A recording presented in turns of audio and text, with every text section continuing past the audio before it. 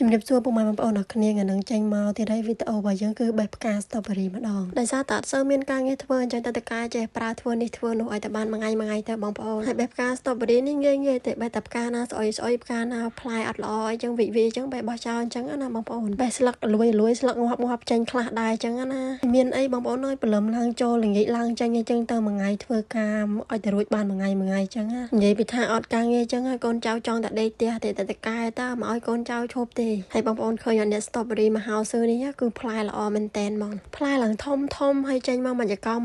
ដល់ហើយឡើងគួរឲ្យចង់បេះហូបហ្មងខ្ញុំថតលើកមុននោះហោស៊ឺផ្សេងទេផ្លែរៀងទូចដូចពងគ្រួអញ្ចឹងតែមហោស៊ឺនេះអូអស់ចាឈ្នះលើគេតកែដាំ3ហោស៊ឺគឺល្អបានតែមួយនេះឯងដោយសារតែកូនទិញគេទៀតបានល្អហ្នឹងលក្ខណៈថាផ្កាចេញមកក៏ល្អអត់សូវរលួយអត់សូវខូចទេមិនដូចហោស៊ឺផ្សេងទេហើយពេលបេះផ្កាបេះផ្លែអីចេះឡិចកាត់ជើងបងអត់មានមនុស្សបេះដាក់មាត់យើងផ្លុកអីចឹងណាបងប្អូនមិនសិនជាកន្លែងណាតកែបាក់អីលួចហូបហ្មងតែបើកន្លែងខ្ញុំធ្វើការរាល់ថ្ងៃបងប្អូនយើងឃើញរាល់ថ្ងៃចឹងយើងលែងឃ្លានហើយពេលច្រើនខ្ញុំចូលទៅឃើញល្អចឹងចង់ទៅថតទេបើថាឲ្យឃ្លានអត់ឃ្លានទេបងប្អូនហើយបងប្អូនឃើញរត់ក្តប់ឡើងច្រងច្រាងផ្កាអីចេញមកកណោហើយអាហ្នឹងបេះអត់ចេះអស់ទេណាបងប្អូនផ្លែពេលចេញមកមួយចកោមួយផ្លែហ្នឹងទុំអស់មួយចកោវាចេញផ្កាមកមួយឆ្មាញ់ពីរឆ្មាញ់តិចទៅផ្លែតកតុយគ្នារហូតបើរាល់ឆ្នាំអីបងប្អូនផ្លែចុងដៃផ្លែច្រើនមែនតើហ្មងដល់ថ្នាក់តកែខ្ញុំទុកចោលពេលចុងដៃផ្លែថោកចឹងទៅតកែលែងវីវល់បេះលក់បេះអីបងប្អូនទុំច្រើនហ្មងតែបើថាទៅដើមដៃចេះបងប្អូនឲ្យតែបានផ្លែច្រើនបេះលក់ដល់លុយសុតហ្មងដោយសារតែដើមដៃចេះផ្លែថ្លៃ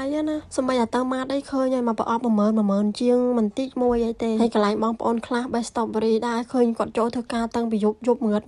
បើកន្លែងខ្ញុំអត់ទេម៉ោង7 8ចូលធ្វើការហ្នឹងបានបេះ strawberry ឲ្យមានចូលយប់ចូលអីទេនិយាយពីថាតកាខ្ញុំគាត់តាមតាណាចូលធ្វើការព្រលឹមឡើងបានបេះអត់មានចាំបាច់ចូលធ្វើការពីព្រឹកម៉ោង6ម៉ោង5អីទេបងប្អូនហើយបើខែតិចចេះទៀតចូលធ្វើការកាន់តែព្រឹកកាន់តែជែកឲ្យល្ងិតហ្មងហើយពួកខ្ញុំនេះកន្លែងខ្ញុំនឹងធ្វើតែអញ្ចឹងទេអត់ដែរចូលមុនម៉ោងចូលពីព្រលឹមពីអីចឹងណាអញ្ចឹងទៅដល់ម៉ោងមិនចូលបេះតែម្ដងនេះបងប្អូនបេះបដាអីចឹងដាក់អំបិលមកខប់អីចឹងមកជលក់បដាហូបបដាអីចឹងណាឆ្ងាញ់ហ្មងពីថាឃើញផ្លែចឹងនៅឃើញតែអំបិលឯងខ្ញុំបងប្អូនហើយឃើញអាខ្ចីហ្នឹងអូបានអំបិលអូឆ្ងាញ់ហ្មងតកែមិនហ៊ានហូបទេតែកូនចៅអត់មានទៅចាំមួយតកែទេតែឃ្លានហូបហើយកែខ្ញុំហូបម្ដង2 3គ្រាប់ផ្លែទូចទេតែកូនចៅនេះអត់ទេតែចូលហើយដាក់ហើយខ្ញុំបេះផ្កាវិលទៅវិលមកនោះដល់ម៉ោងបាយបងប្អូននិយាយថាលឿនមែនទែនពេលធ្វើការនៅនេះធ្វើការផ្លែតដល់ខែផ្លែតដាច់ឆ្នាំលឿនណាបងប្អូនអើយខ្ញុំអីស្ងាត់នឹងចិត្តដាច់អាណត្តិទៅផ្ទះវិញហើយការងារបងប្អូនអាបេះផ្កាបេះអីនេះមិនចង់ធ្វើទេខ្ញុំចង់តែបេះផ្លែទេនិយាយថាចូលចិត្តបេះផ្លែហ្មងហើយធ្វើអាហ្នឹងមិនសូវចុកចកេះតែចុកស្មាពេលយើងលើកដៃបេះផ្កាទៅស្មាវាលើកបាសទាំងពីរបងប្អូនហ្នឹងចុកស្មាជាងគេបន្ទាប់ពីបេះហើយនឹងដល់ម៉ោងល្ងាចចេញពីធ្វើការតែម្ដងហើយនេះគឺម៉ោង5ជាងណាបងប្អូនមេរៀងស្អាតបន្តិចហើយប៉ិតបើនៅក្រៅរៀងល្ងិតតែនៅក្នុងកាមេរ៉ាអញ្ចឹងទៅមើលទៅរៀងភ្លឺដែរណាបងប្អូនហើយពេលដល់ម៉ោងអញ្ចឹងទៅខ្ញុំត្រូវរុញអាទិះរុញអីទៅមុខវិញយើងឡើងទៅផ្ទះទៅមិនបាច់ចាំតកែមកហៅឡើងទេការងារជាប្រចាំរបស់ខ្ញុំមានតែប៉ុណ្្នឹងឯងបងប្អូ